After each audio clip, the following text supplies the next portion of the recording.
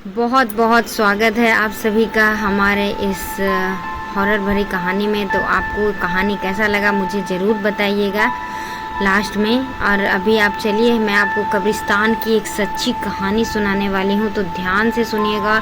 मैं आपके लिए अच्छे अच्छे से वीडियो लाते रहूँगी। मनोहर का घर पुराने कब्रिस्तान के पीछे था और उसके घर के छत से वह कब्रिस्तान अच्छे से दिखता था। वह रोज़ उस कब्रिस्तान को पार करके ही अपने काम पर जाता था। मनोहर के 2 बच्चे थे और दोनों बच्चे बड़े ही शैतान थे। बड़े बेटे का नाम रॉकी और छोटे बेटे का नाम विकी था। एक बार गर्मी की छुट्टी में रॉकी और विकी की बहन सोनिया भी आई हुई थी। तीनों मिलकर रात के लगभग 12 बजे एक रूम में ट्रूथ और डेयर खेल रहे थे।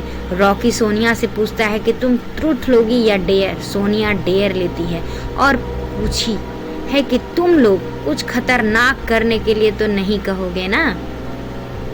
रॉकी, ये हुई ना बात, तो जाओ अब छत पर से घूम कर आओ और छत पर रखे गमले में से फूल तोड़कर लाना होगा, तभी हमें पता चलेगा कि तुम छत पे आई हो। सोनिया, छत पर से तो कब्रिस्तान दिखता है। नहीं, मैं नहीं जाऊंगी। रॉकी और विकी दोनों सोनिया को छत पे जाने के लिए जबरदस्ती बोलते हैं। सोनिया छत पे जाती है और जैसे ही गमले के फूल की तरफ बढ़ती है तभी उसकी नज़र कब्रिस्तान की ओर पड़ती है और सोनिया ने एक बड़ा सूखा सा पेड़ देखा। वह देखती है कि उस पेड़ पर एक सर कटी हुई उल्टी लाश लटक रही होती है। सोनिया उसे देखती है और दूर से चिल्लाती हुई बेहोश हो जाती है। फिर सोनिया बहुत देर तक छत पर से नहीं लौटती। तो रॉकी और विक्की दोनों डर जाते हैं और वह छत पे जाकर देखते हैं तो पाते हैं कि सोनिया बेहोश पड़ी है। वो तुरंत मनोहर को बुलाते हैं और सारी बात उन्हें अच्छे से विस्तार से बताते हैं। फिर मनोहर, तुम तीनों ऐसा खेल खेलने की जरूरत क्या थी? और रॉकी, तुम तो जानते हो कब्रिस्तान के बारे में कैसी कैसी खबरें आती हैं, फिर भी तुम सोनिया को रात में छत पे जाने के लिए क्यों बोले, क्यों भेजा उसे? रॉकी बोलता है, सॉरी डैड, मुझे गलती हो गई, हम लोग कल से ऐसा नहीं करेंगे। मनोहर, और फिर कभी दोबारा ऐसा काम किया तो तुम दोनों का उसी कब्रिस्तान में छोड़ आऊंगा। अच्छा सोनिया बेटी, ये बताओ तुमने वहाँ ऐसा क्या देख लिया कि तुम वहीं बेहोश हो गई? ऐसा मनोहर ने कहा।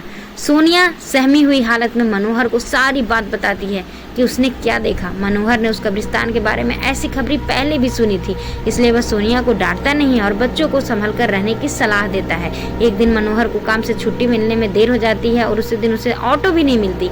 वह पैदल ही घर की तरफ चल पड़ता है। इधर विक्की और रॉकी दोनों आपस में बात करते हैं।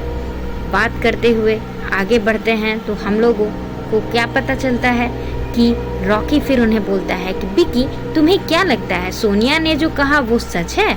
मुझे तो लगता है कि वो सिर्फ बातें बना रही है, उसका भ्रम होगा।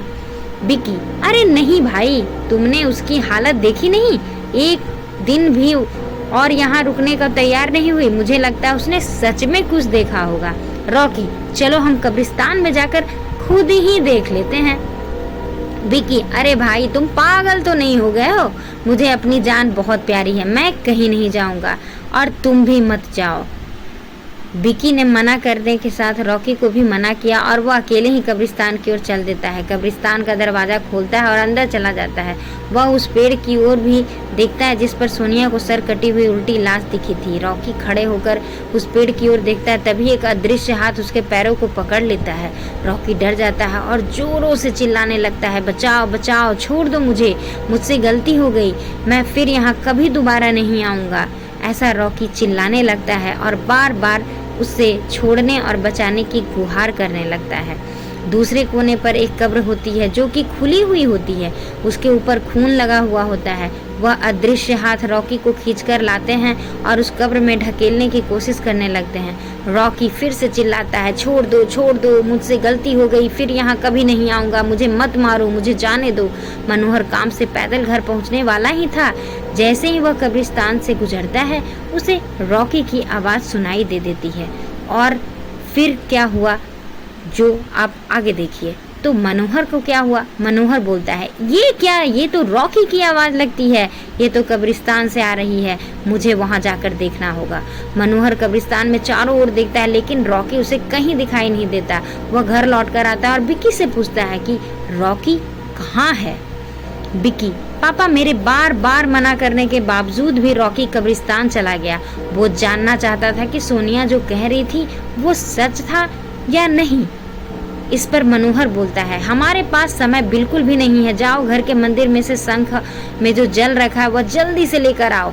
हमें रॉकी को खोजने के लिए कब्रिस्तान जाना पड़ेगा। विकी वो जल लेकर आता है। मनोहर और विकी कब्रिस्तान जाते हैं। मनोहर जो था जल छिड़कता है, फिर उसे किसी के घसीटने का निशान दिखाई देता है। वह समझ जाता है कि फिर वह उस निशान के पीछे जाता है और उस कब्र तक पहुंच जाता है। मनोहर कब्र के आसपास जो जल छिड़कता है, कब्र से अजीब अजीब सी आवाज़ें आती हैं। विकी बहुत ही ज़्यादा डर जाता है इन सब आवाज़ों को सुनकर। मनोहर तब बोलता है, मुझे लगता है कि श्रापित प्रेत आत्माओं ने रॉकी को इस कब्र के अंदर कैद कर लिया है। हमें जल्द ही इसे निकालना होगा। तुम ये पवित्र जल आसपास छिड़कते रहो, इससे हमें वो प्रेत आत्माएं कोई नुकसान नहीं पहुंचा पाएंगी। मैं कब्र को खोलने की पूरी कोशिश करता हूँ। और वो उस कोशिश में लग जाता है। मनोहर उस कब्र को खोलने की बहुत कोशिश करता है। अंत में वह कब्र किसी तरह से खुल जाती है और अंदर से रॉकी लथपथ बेहोश पड़ा होता है। मनोहर रॉकी को लेकर जल्दी जल्दी हॉस्पिटल जाता है। उसकी हालत बहुत गंभीर होती है। उस दिन के बाद मनोहर उस घर को छोड़कर शहर से दूर एक दूसरे पुराने परिवार के साथ रहने चला जाता है। तो कहानी आपको कैसे लगी मुझे ज़रूर बताइएगा। मिलूंगी फिर नेक्स्ट वीडियो में अच्छी कहानी